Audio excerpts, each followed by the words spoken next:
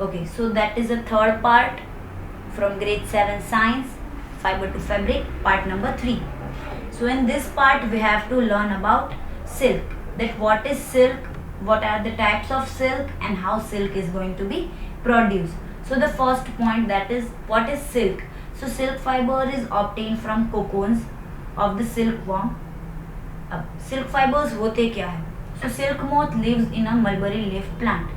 So silk एक type का fibre है जो आपको सिल्क वॉर्म में से मिलता है. अब ये सिल्क वॉर्म कहाँ पे रहते हैं? The leave on mulberry plant की, मलबरी की ट्री होती है एक, उनकी जो पत्ते होते हैं, उनकी जो लीव्स होते हैं, उनकी लीव्स के ऊपर सिल्क फाइबर्स रहते हैं, उनको फीड वहीं से ही मिलता है.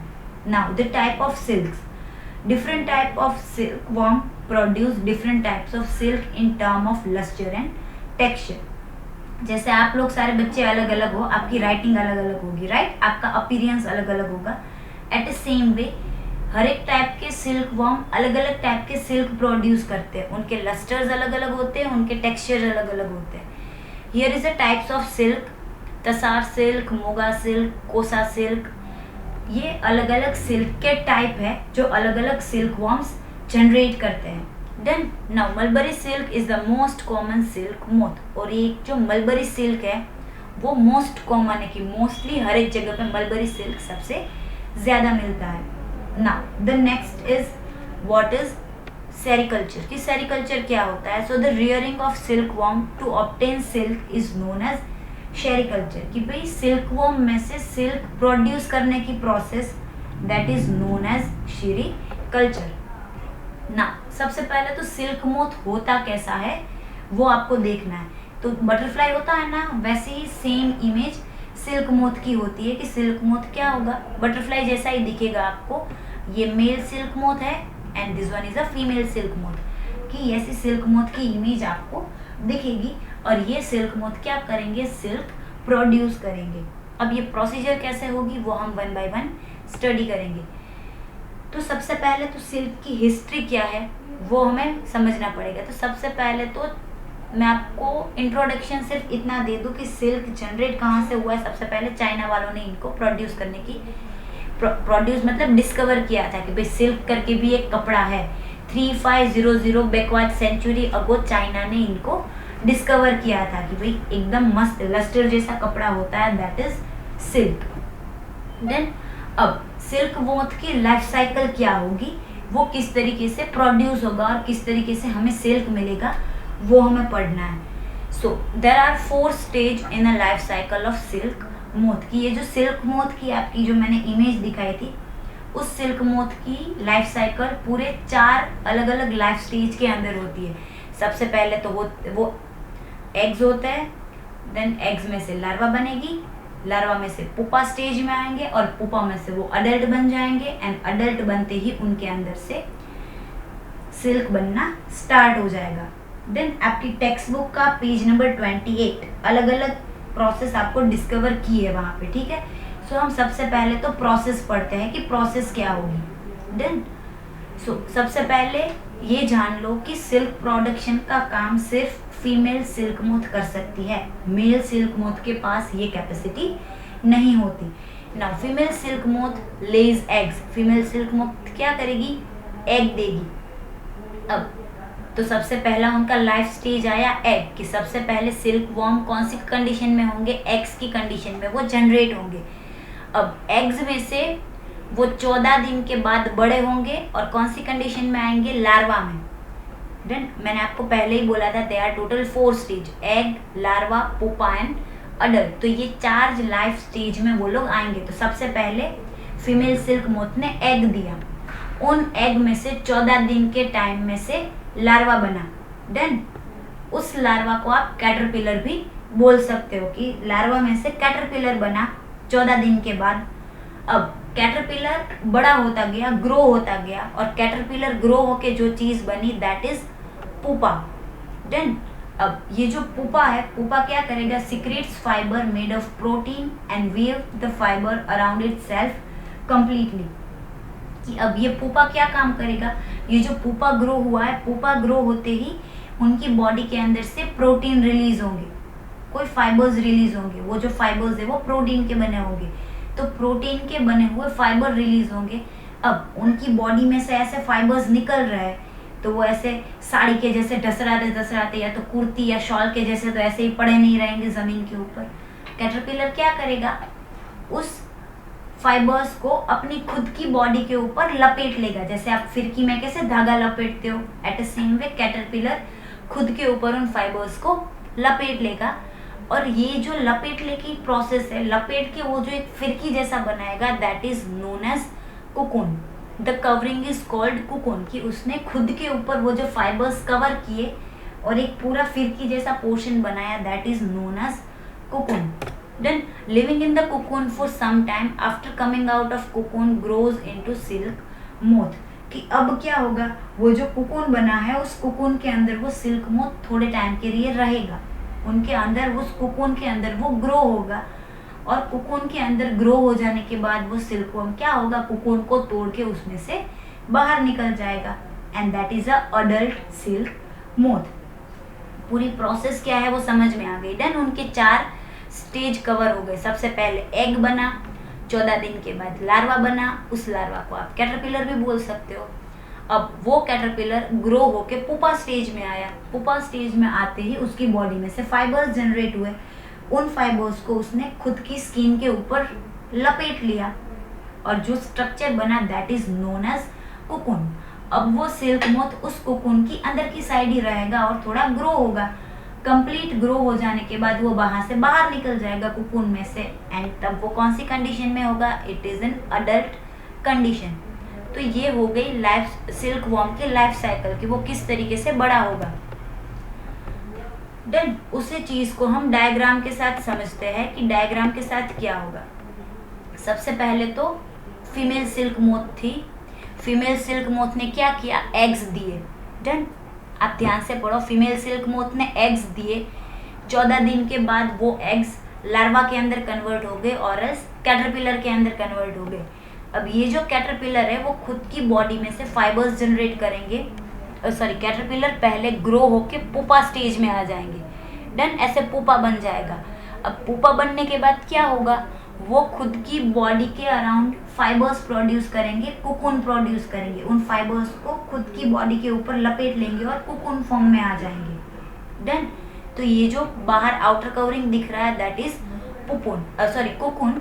अब इसी कुकुन के अंदर वो रहेंगे, ये जो आपको दिख रहा है that is a silk moth, कि इस कुकुन के अंदर वो सिल्क मोथ रहेगा जब तक वो ग्रो ना हो जाए। अब इस कुकुन के अंदर रहने के बाद वो क्या करेगा, ऐसे इस कुकुन को तोड़ देगा और कुकुन से बाहर आ जाएगा, और जब वो बाहर आएगा that is adult silk moth. तो ये हुई उनकी लाइफ साइकिल। देन तो अब आपको ये क्वेश्चन होगा कि यहाँ पे सिल्क कहाँ प्रोड्यूस हुआ। तो ये जो कुकुन बना था ना, उन्होंने जो फाइबर्स थे जो खुद की बॉडी के ऊपर लपेट लिए थे फाइबर्स, वो फाइबर्स और कुछ नहीं बट क्या थे, सिल्क थे। अब कैटरपिलर जब ग्रो हो जाएगा तो वो क्या करेगा, कुकुन तोड़ेगा और खुद बाहर निकल जाएगा। तो ये जो कुकुन पड़ा था ना, that cocoon is nothing else but silk. अब वापस से क्या होगा, ये सिल्क फैक्ट्री के अंदर जाएगा, उसमें से अलग अलग फाइबर्स बनेंगे और फिर उनके यार्न्स बन जाएंगे। डन, अब ये सिल्क मोथ अडल्ट हो गया तो वापस क्या करेगा, वो एग देगा, उसमें से वापस कैटरपिलर बनेगा, पुपा बनेगा, कुकुन बनेगा और वापस से आप सिल्क प्रोड्यूस कर पाओगे। डन, समझ में आ गया। अब पहला ही पॉइंट हमने क्या बोला, मलबरी ट्रीज के ऊपर ये ग्रो होंगे। तो मलबरी ट्रीज ऐसा दिखता है आपको, टेक्स्ट बुक में उसकी इमेज नहीं दिखाई है बट यहाँ पे आपको उसकी इमेज दिखाई है कि मलबरी ट्रीज कैसा दिखता है। तो इस तरीके का मलबरी ट्री दिखता है और इसी तरीके से कैटरपिलर इस ट्रीज के ऊपर ग्रो हो जाते हैं। देन और इस ट्रीज के ऊपर ग्रो होके, इस ट्री के लीव्स के ऊपर ग्रो होके वो क्या हो जाएंगे, उनकी साइज को इंक्रीज करेंगे, इस तरीके से वो फीड होते हैं।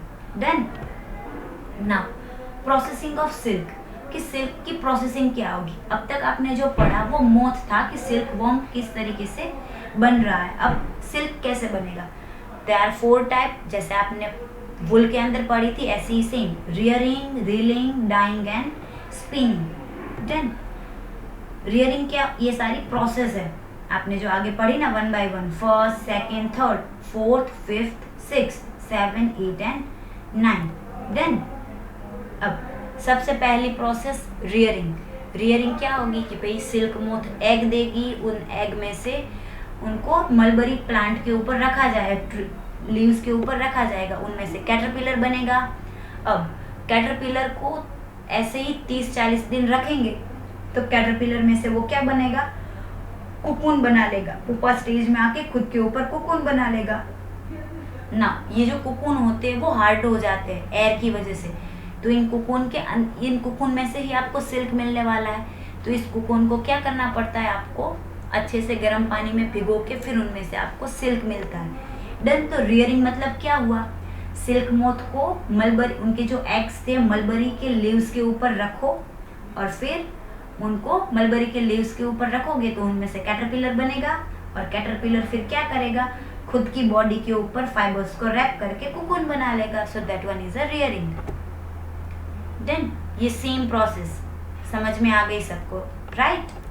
देन रीलिंग, कि रीलिंग क्या होगी। Now the cocoon are collected and kept in sunlight और इन बॉइल्ड और एक्सपोज टू स्टीम, कि भाई कुकून बना लिया और फिर कुकून में से वो सिल्क मोथ बाहर निकल गया। अब हमें तो सिल्क चाहिए, तो हमारे लिए काम की चीज कौन सी है, वो कुकून। देन तो अब उस कुकून को हमें क्या करना है, गरम करना है। तो आप गरम सनलाइट के अंदर भी कर सकते हो या तो फिर गर्म पानी के अंदर भी आप उनको गरम कर सकते हो। तो जैसे ही आप उनको गरम चीज के अंदर डालोगे उनमें से सिल्क के फाइबर्स क्या होते जाएंगे, सेपरेट होते जाएंगे। तो जैसे जैसे वो फाइबर्स सेपरेट होते जाए, थ्रेड फॉर्म में सेपरेट होते जाएंगे, तो तुम उन थ्रेड को आप क्या करो, किसी भी रील के ऊपर क्या करो, लपेट लो। तो रील के ऊपर लपेट रहे हो, that's why this process is known as reeling. Then अब इंडस्ट्रियल लेवल पे ये प्रोसेस भी कौन करते हैं, मशीन्स करते हैं। कि रीलिंग की प्रोसेस क्या होगी, मशीन्स के थ्रू कंप्लीट होगी।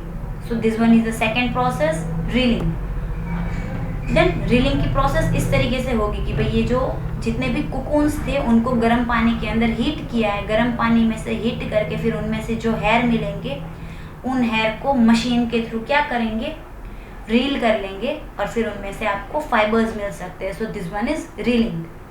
अब डाइंग, स्पिनिंग और वीविंग की प्रोसेस। डाइंग मतलब जैसे आपने वुल के अंदर पढ़ा था कि फाइबर को अलग अलग कलर करना, वैसे ही आपको इसके अंदर पढ़ना है कि वो सिल्क मोथ आपको जो आपको फाइबर मिलेगा वो आपको व्हाइट कलर का मिलेगा। देन अब इसमें से आपको ऐसे अलग अलग कलर के कपड़े चाहिए, तो आपको उसके अंदर क्या करना पड़ेगा, कलर ऐड करना पड़ेगा। जैसा कलर आप डालोगे वैसा सिल्क आपको मिलेगा। देन और फिर उसी फाइबर को आप स्पिन कर सकते हो और वीव कर सकते हो। ग्रेड 6 में आप ये पढ़ चुके हो, स्पिनिंग क्या होती है, वीविंग क्या होती है। तो फिर स्पिनिंग और वीविंग की हेल्प से आप उसमें से कपड़े बना सकते हो। देन यहाँ पे स्पिनिंग और वीविंग की इमेज भी आपको दिखाई है कि भाई ऐसे धागों में से जो कपड़े बनने की प्रोसेस होती है ना, ऐसी मशीनरीज होती है। तो ये जो कपड़े बनने की प्रोसेस है, ऐसे धागों में से कपड़े बनना, that is spinning and weaving. Then अब सिल्क यूज कहाँ पे होता है, तो मोस्टली कॉस्टली फाइबर की सिल्क सस्ता कपड़ा नहीं होता, बहुत महंगा आता है। और कहाँ पे यूज होता है, कपड़े बनाने के लिए या तो फिर ट्रेडिशनल ड्रेसेस के लिए, साड़ी के अंदर, कुर्ते के अंदर, शॉल के अंदर, या तो फिर वेडिंग के जो कपड़े होते हैं उनके अंदर सिल्क का कपड़ा यूज होता है। Silk had been prized for its lustre and fine quality, कि सिल्क की सब इतनी तारीफ क्यों करते हैं, because of its lustre and fine quality. Silk के कपड़े में से शाइन आती है, आप जब भी सिल्क का कपड़ा देखोगे वो आपको शाइनी दिखेगा और उसकी क्वालिटी भी अच्छी होती है, इसीलिए सिल्क के कपड़े की डिमांड ज़्यादा होती है। अब ऐसी कौन सी कंट्री है जो सिल्क प्रोड्यूस करती है, so the country which produce silk on a large scale R India and China, कि चाइना और इंडिया दो ऐसी कंट्री है जहाँ पे सिल्क बहुत ज़्यादा प्रोड्यूस होता है। अब सबसे ज़्यादा कहाँ पे प्रोड्यूस होता है, चाइना के अंदर, और चाइना के बाद सबसे ज़्यादा इंडिया के अंदर। Then so again thank you everyone. यहाँ पे आपका सेकंड पोर्शन क्या हुआ,